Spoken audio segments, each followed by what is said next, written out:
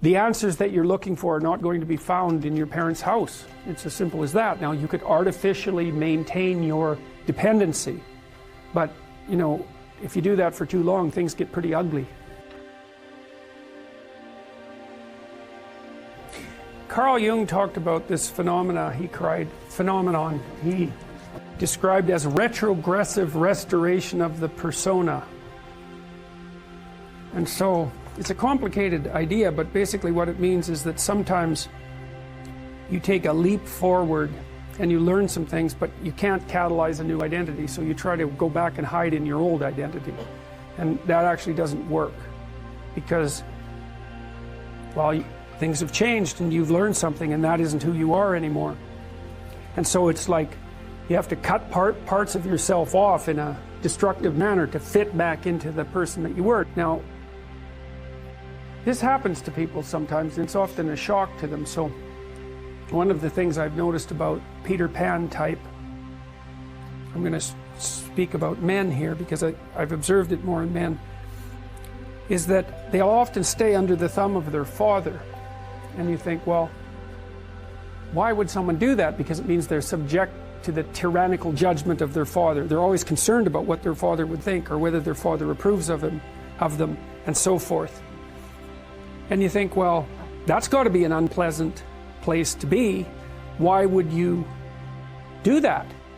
One of the things that I've suggested to my clients and to other people sometimes is that here's a weird little exercise that you can undertake, a little thought experiment.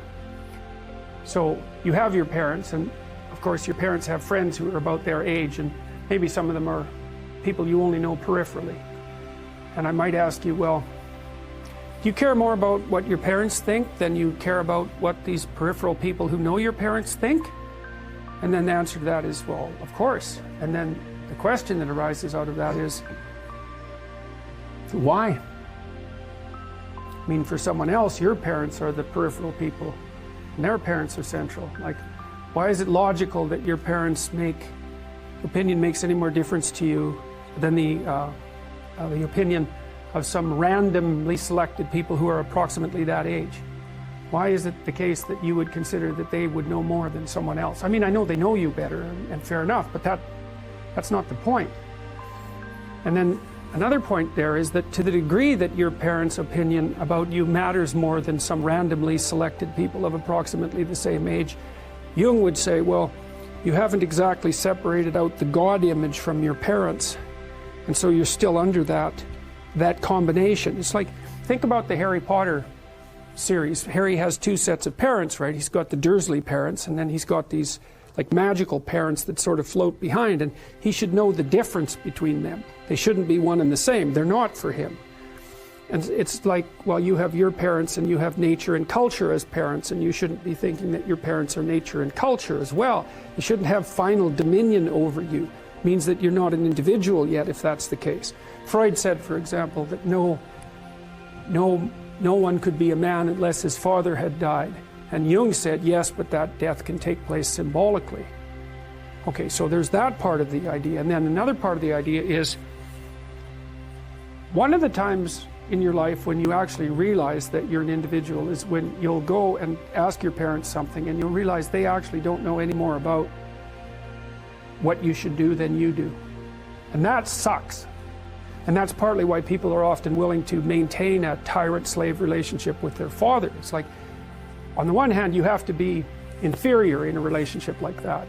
You know, you've always got the judge watching you. But on the other hand, there's always someone who knows what to do. There's always someone standing between you and the unknown that you can go ask, what should I do?